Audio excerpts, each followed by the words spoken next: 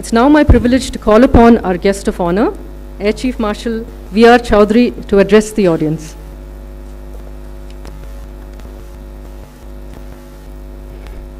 Lieutenant General Menon, Manish Sabarwal, Nitin Pai, I acknowledge the presence of Air Chief Marshal Fali Major and the CNC Air Marshal Radesh here, distinguished guests, students, ladies and gentlemen, good morning to all of you. It's indeed a privilege to be here this morning for the convocation ceremony, and I'm sure all of you are filled with a sense of pride and achievement on successfully completing the course, and that the knowledge that you have gained during this course will help you in your respective fields of expertise to reach greater heights of excellence. Albert Einstein had famously said, "Education is what remains after one has forgotten what has one learnt at school." The Takshashila institution is imparting knowledge to professionals from varied fields, which goes beyond the classroom teaching and sharpens faculties that are required to operate in the real world. The institution, as an independent center for research and education in public policy, is doing service to the nation by producing independent policy research in a number of areas of governance. I'm happy to note that since 2018, Takshashila has trained more than 1,800 officers from the armed forces through the Defense and Foreign Affairs, the DFA program, as a part of the Graduate Certificate in Public Policy course. Swami Vivekananda had believed that the true aim of education is to make individuals capable of thinking for themselves. This requirement is even more pronounced today. In today's era, every diverse field needs professionals with capacity to think differently and provide solutions to numerous complex issues. Institutes of higher learning will need to play a larger role in empowering these professionals to address emerging challenges. When I talk about the armed forces or the Indian Air Force in particular, we have given a lot of emphasis to disruptive training in order to stay ahead of the curve. We have taken steps to complement professional military education, imparted various phases of an officer's career by introducing programs that encourage strategic and independent thinking. These courses have been designed to encourage self-learning and self-education, promote critical thinking, and articulate views on important issues in a cogent and logical manner. The need of the hour today is for identifying analytical tools to how to measure and evaluate changes, not only in the character of war, but to make sense of this volatile, uncertain, complex, and ambiguous world. Engaging in creative thinking, exploring innovative solutions, and envisaging possibilities beyond the status quo through unbridled imagination are some byproducts envisaged by our officers. The introduction to multiple disciplines and domains like economics, international relations, civil military relations, and grand strategy to facilitate cross-pollination of ideas will make you all better understand the linkages between various tools of statecraft.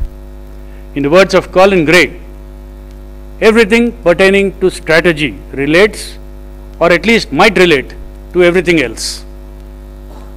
While the focus of a military strategist must remain in warfighting and a larger understanding of interconnected aspects, what is important is to be able to orchestrate the operational plans, the thoughts, the ideas that emerge out of thinking scholars such as you all.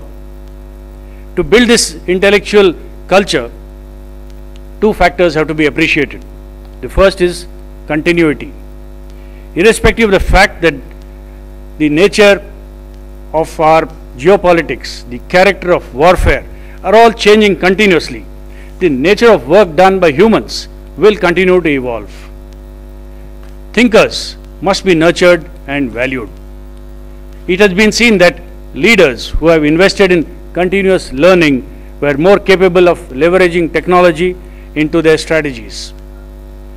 We also may need to re-educate entire generations of people across the country in the next 4 to 5 years to bring everyone up to speed with the unprecedented acceleration of technology infusion in all fields of our life.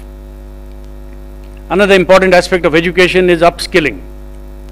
This refers to the acquisition of new skills and knowledge to help individuals perform their current roles better and to equip them with competencies required for the future. It is important that all professionals, whichever field you are working in, you endeavor to enhance individual capacities and capabilities. The education that we uptake can be fully exploited only when it helps in gaining a tangible skill that will permit conversion of theory into practice. We in the Indian Air Force have taken this to a new level. This year, the year 2024, I have declared it to be the year of transformation through upskilling, where every air warrior is expected to add one additional skill to their repertoire. This would help in our drive for multi-skilling, multitasking, and also to develop individual capacities to a new level. Modern technology is transforming the way we do things across all fields. The field of education is no exception. And the conversion of technologies like AI, 5G, AR, VR, etc. are revolutionizing the teaching and learning processes. Therefore, there is a dire need to evaluate the efficacy of existing teaching and training methods and teaching philosophies. Two main issues facing education today are quality and quantity.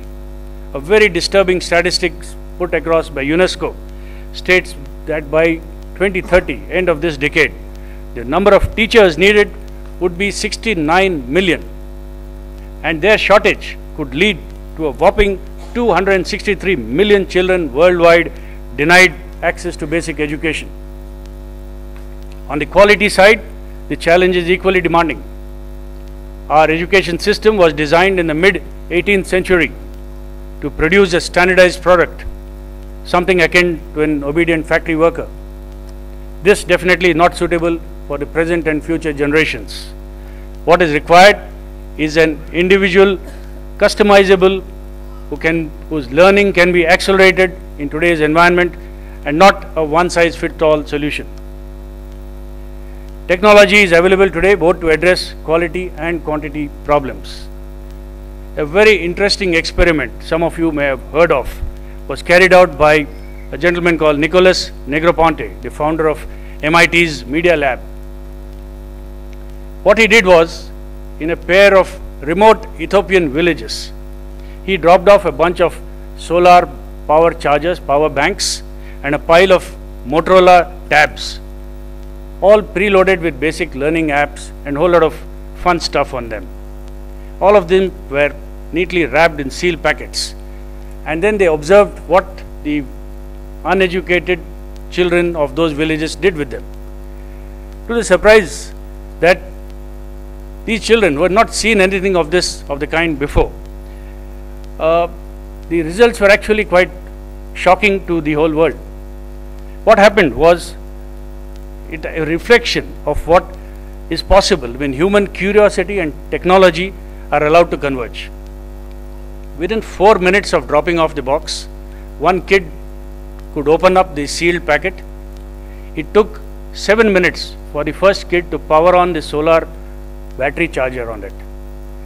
It took 5 days when all children started using all the 47 apps that were loaded on these tabs. 2 weeks later, there was preloaded songs which taught them the alphabet ABC. All kids could sing those songs. It took exactly 5 weeks for the first kid to hack the Android operating system. So there cannot be a better example how to bring out the importance and possibilities of self-learning and self-education along with the use of modern technology. So these new game changers in the form of technological developments in the field of education, AI and 5G and what have you, they are the ones need to be exploited to the fullest. And it is your generation that I exhort to take this forward, take it on as a challenge to leave something behind as a legacy for the new generation. Teach them how to exploit technology into their daily lives. In the end, I would like to thank, in particular, Lieutenant General Menon and the Takshashila Foundation institution for inviting me for this convocation and giving me an opportunity to interact with all of you. My congratulations once again to all the participants, all those who received the scrolls today, particularly those who passed out with distinctions. I wish you all the very best in your future careers, continued success, God bless and Godspeed. Thank you and Jai Hind.